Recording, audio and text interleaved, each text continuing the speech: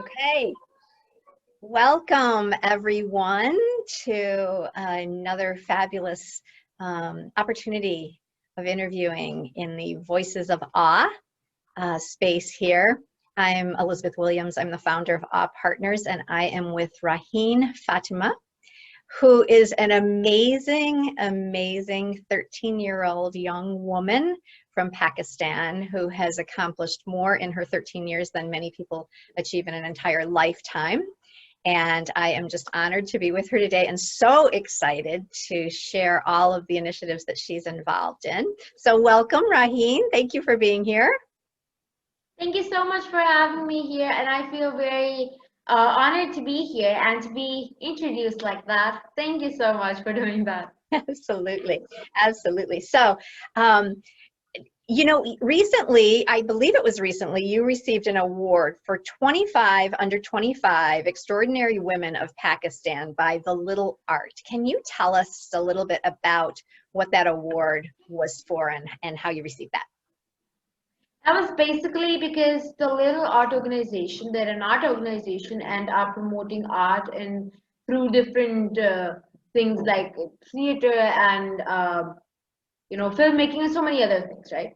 Now, I in the stories they're pretty short, but randomly one day I'm like, you know what? I never know how it is filling up an application for an award, and I just go on. And I'm like, this is actually about contribution to the society, and it's for women, and it's for the ones under 25. I'm like, oh my god, that's like so perfect. How would it be if I ever get the award? I mean, like ever in like in coming like 15 years or something. And I continued, and I got this email, and then I got interviewed, and then I got another email, then I'm on the wait list, and then I got another one that was saying that I won the award. And so because it was in the contribution to the society, to the community of Pakistan, and as and I feel like all the other 24 women along with me are also doing. I mean, we have people from space, people who write, people who have their own businesses, people who are the best footballers. We have like so many people around with us, and it's just so nice. And I'm the youngest of them, so I'm the youngest of them all as well. And yeah, so we all have like a lot of love with each other, and yeah, so we have this group and we talk about it, and I feel very lucky to be one of the 25 in all over Pakistan. Oh, that's incredible. Congratulations. Congratulations. Okay, the other thing we have to touch on right away is that you are the youngest professional stand-up comedian in Pakistan. Yes. So tell me about how you got started in comedy. Oh, that's like really interesting. So basically, I had this event in my school. I wanted to perform because I am a very big drama queen. I'm not gonna lie. So I'm a very big drama queen, and I am always casted in a lot of dramas, a lot of theater plays in my school already.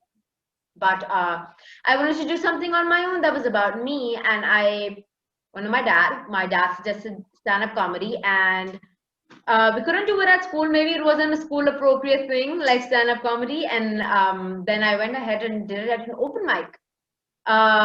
It was amazing. The crowd cheered. I'm like, oh my god, this is working, and I was 11 at the time. So it's been 2 years. Then I performed more. I performed at the Pakistan's National Concert of Arts, which is like a big deal to perform. And I also performed, and I'm so proud of myself that at age 11 I performed at my own show. Like people paid to come and see me. So yeah, and I am now with Comedy Square Pakistan, and we do shows in Islamabad. I take part in the ones in Islamabad. So yeah. Now, I read something that said you started because had your brother gotten sick and you wanted to do something that would make him laugh?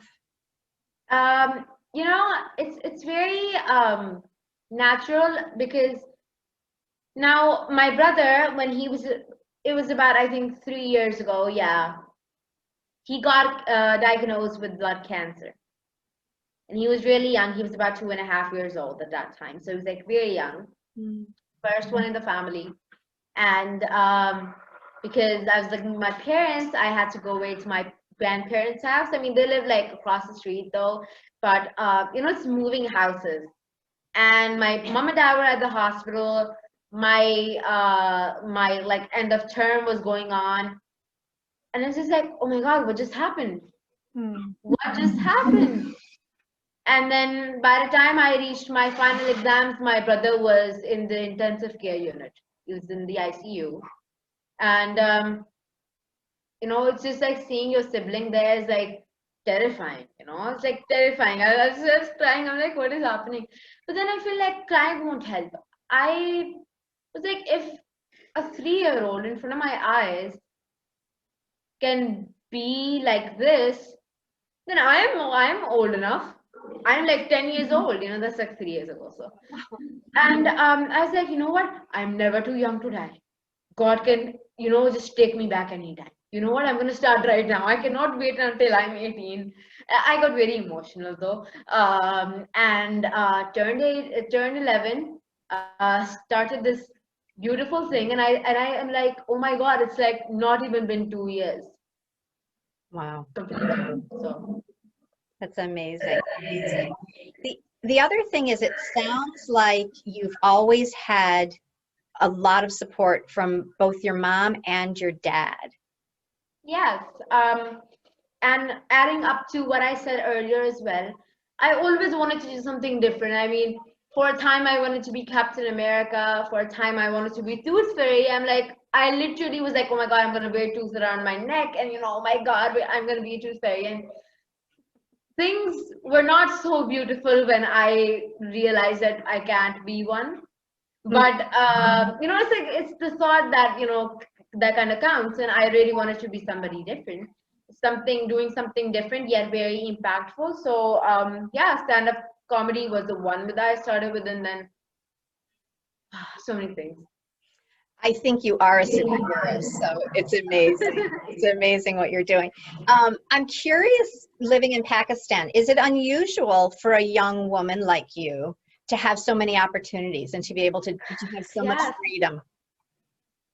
It's very the thing is that going out for women is hard, and to all these opportunities to come in, it is considered a taboo. And I am like, at times I was like, oh my God, why don't I have so many women around me? I mean, and I feel that me being an 11-year-old at some point starting stand-up comedy, me being 12 doing that, and even now doing that, and women in fields like stand-up comedy, in fields like entrepreneurship, women are coming up now, and feels like teaching, feels like a lot of fields, it's like in general, but I feel like they are coming up, but it is hard to just get out when there's so much, in the news you see so many things, and you just hear so many things, and you've got so many articles that are like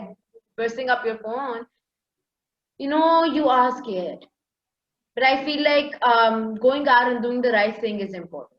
Oh, it is. And having the right, having the goal set. You can't just keep working until you find something that you might like. You have to set your goal, but let not be it like very, very specific. Keep it a bit vague, and it'll get specific with time, because we cannot just decide something way ahead of time. Like the child is born and like he's gonna be a doctor. He's gonna be a doctor. So we can't really do that. You are so wise and so brave. I'm in awe. So let's talk about entrepreneurship, because you mentioned that, and you are an entrepreneur, or in fact a social entrepreneur. Can you tell me about how you started to pursue that avenue? It was actually right after my stand-up comedy. So the thing is that I did my first ever informal venture when I was 8 years old. So yeah, I had been doing some things. I learned nail art, and I literally just put up a stall, and I had people coming in, and I earned good money out of that. Don't you have, let me see your nail Oh art? yes, I always have nail polish on. There's no way that I there I am without nail polish on. And then I did, and this is very interesting actually. It's a backstory as to how it all was in my mind already. When I was 10 years old, I actually wanted to start a slime business. I saw like people love slime. I can make slime. I can sell it to people. I can earn money. Okay. Now, one day I take all the orders. The other I, deliver it at the school. And interestingly, one of my teachers saw, she got me to the principal's office, and there I was being interrogated. Why am I doing business activity in school, which is seriously prohibited? I never knew that because these things, taking money and giving something was already happening in school. But it was just that the teacher saw me doing something big. She got me. I was almost expelled, for some time like you're expelled, but then she was like, what? I changed my mind and I feel that you deserve a second chance. Oh, right. And I was like, what? In school, I'm never gonna do it again. Like really in school, I can do it first outside of school and then I can expand my business to places that have banned me from doing my business. But yeah, and then boot camp for entrepreneurship, it was at the end. I see that it first started that I was like, oh my God, I've got this like tech savvy and business mind, and it's like those days. And I asked people at the National Incubation Center to please let me in because I was 11 years old, 7 years younger than I could ever come there. That's like 18.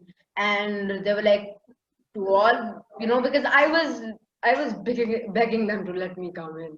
So they were like, what?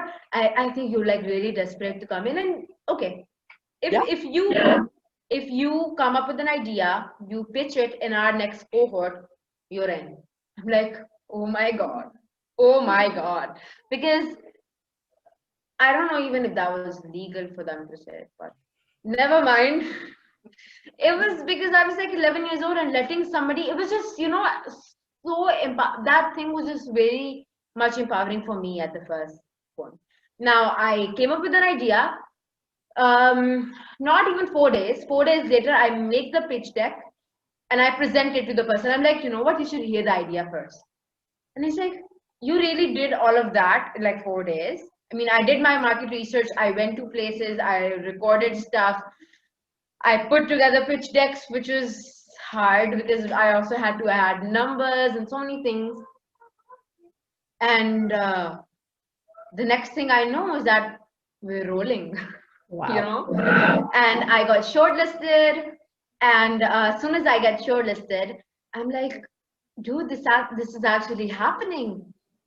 And actually, and I have no shame in or no embarrassment in saying that, but I did not get in there with that idea. But a day before I knew that, they don't want me in anymore, was the day that a business actually wanted me to be part of their team. And that business got into the same cohort. So I still got to go to the orientation. I am still incubated at the incubation center. So I feel very happy, It's like a dream. I'm like, oh my God, I'm at the orientation. Oh my God, I'm at the show and tell. And that idea basically is a healthcare idea. And that's something that I've joined as their chief, I'm their communication managers basically. So that's my job because I talk a lot. So yeah, it helps. And now I have another idea that it's basically a substitute for polythene bags because they've been banned in the area that I live in. So, say that again. What's been banned? Those polythene plastic bags? Oh yeah. Right? So they've been banned in the area that I live in. And after a few accidents with paper bags and a few broken bottles, I realized that we need some serious substitutes, right? And I came up with an interesting idea, which was which I cannot share right now because it's not been launched because of this COVID-19 virus. It would have been launched a long time ago, but what happens, right? So that is, and I am working on another idea. Well, I'm actually working on two other ideas along with my team and my people that I advise all the time. So yeah, it's So all very beautiful, you see. And I feel like being independent, women being financially independent is really important. yes, And that is what I am working towards. I couldn't agree more. Okay, so that's amazing.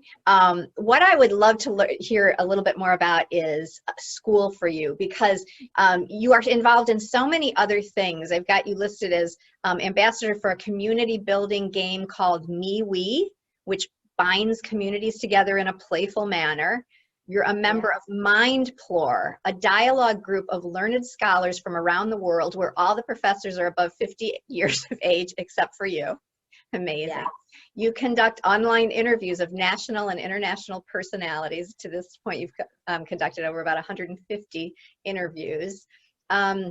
And then there's also this Idea Gist, a US-based digital incubator working in the Pakistan startup program, and you're involved with that, it sounds like, as well. So you are involved, I don't know when you sleep, but you are involved in so many amazing things. And I'm curious, have you just always loved school and learning and been curious, and why has education been kind of so important to you?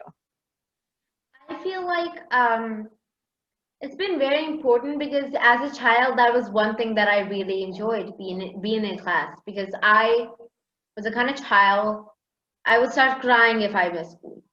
Okay, that I know I am a very unusual child. That explains how. And because it was the environment, a lovely environment where we're learning together, we were talking together, we're gossiping at times. At times we're learning about something that might not be so necessary or so useful in life. But it's all about, I say this all the time, it's all about the thought that counts, with all the lovely thoughts, with all the appreciation. I feel like that is something like an environment that I've been wanting to work in. Now, as for school, when I started, I know I do so much, and I'm so proud to say that I still binge watch Netflix. I still do that.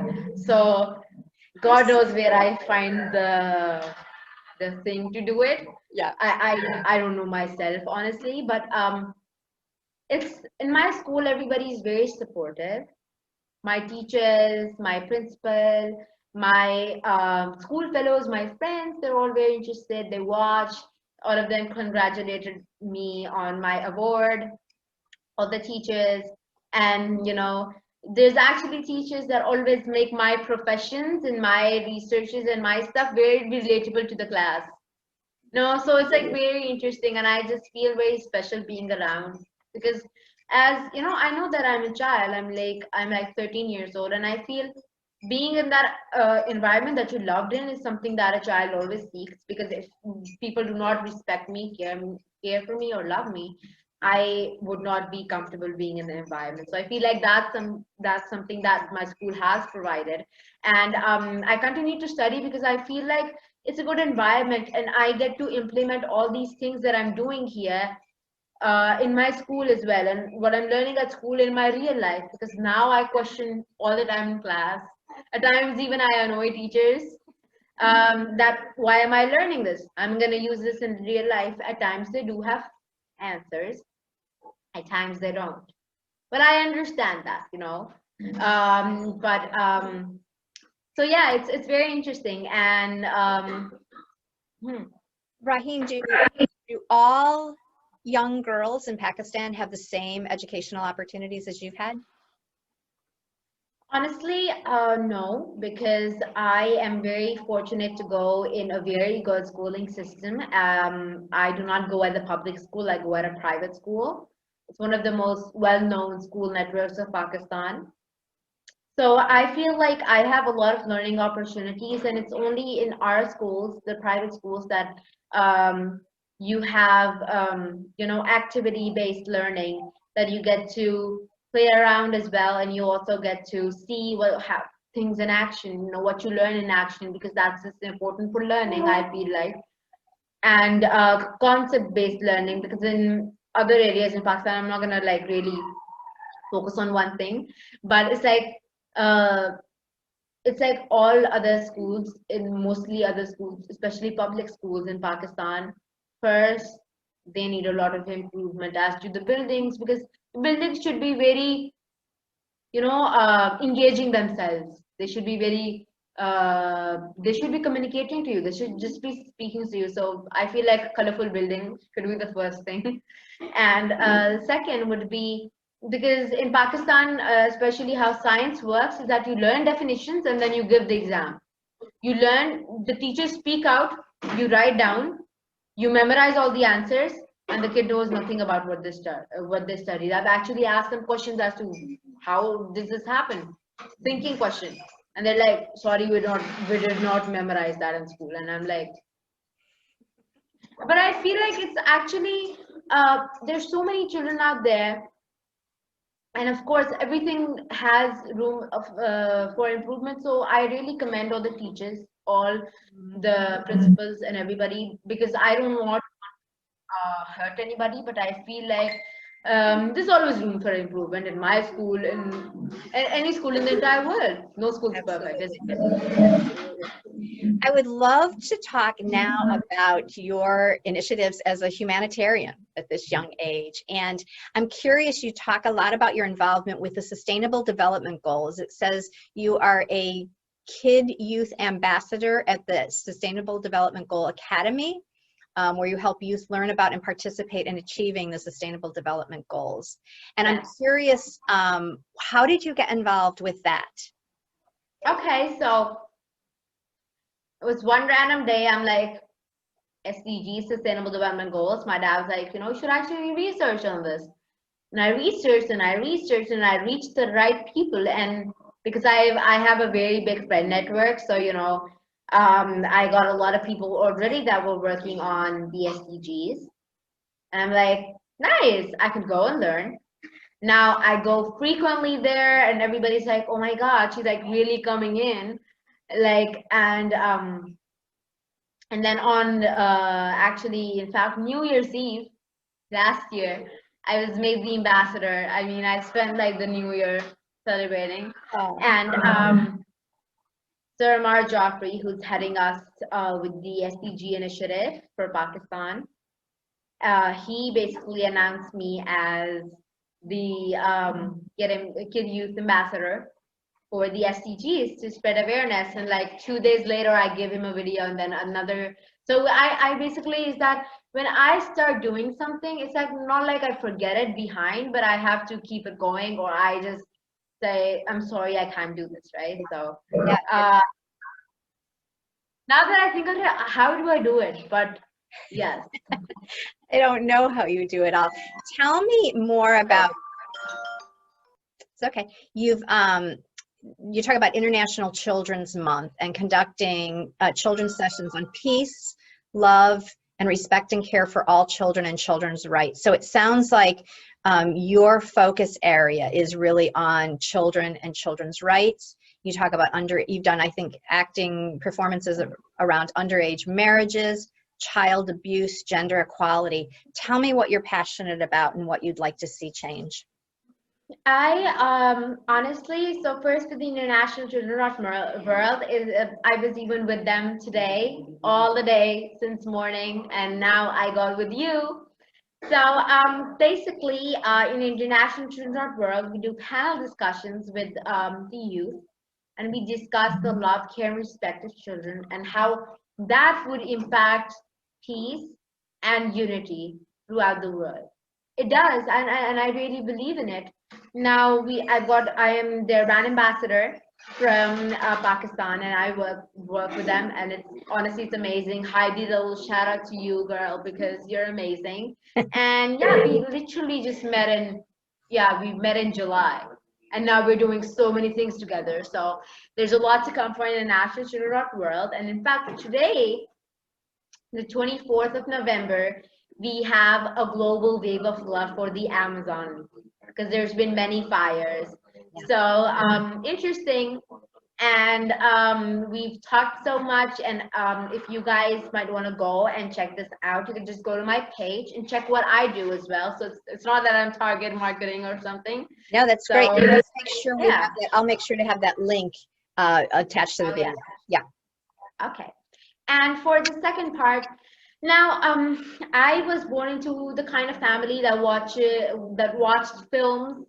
Whether going to cinema, we always had Netflix. As soon as the day that Netflix was actually available in Pakistan, we got it. So that's how desperate we are for the films and for the entertainment, yet meaningful entertainment, not just watching anything that you get, but it's we really as a family work together to filter it out. My grandpa, in fact, he used to travel miles to just go to the cinema and watch films. So that's one thing that he does. He still does. I mean, he watches black and white films like Shabnam Nadeem Beg films. They're like very old actors now. They're probably in their like 60s, 70s now. Oh no. But so I feel like I'm very fortunate to be from a very open-minded family when it comes to entertainment. And I've always wanted to be on TV, always wanted to be on like the bigger medium and conveying the messages. Nowadays, there's a lot of entertainment that's like pretty standard entertainment. I mean, we need some innovativeness and innovativity, whatever that is. Oh, my pronunciations. Innovation. And creativity, and we also need meaningful entertainment for the children, especially because I feel like that is important. Now I work towards theater because as I was doing stand-up comedy already, it's the last time this time that I did my plays. So I was offered a role. It was nice, and I did it. And my second drama is where basically I put all my focus to topics like child abuse, topics like underage marriages, to topics like gender equality. So I feel like it's very important.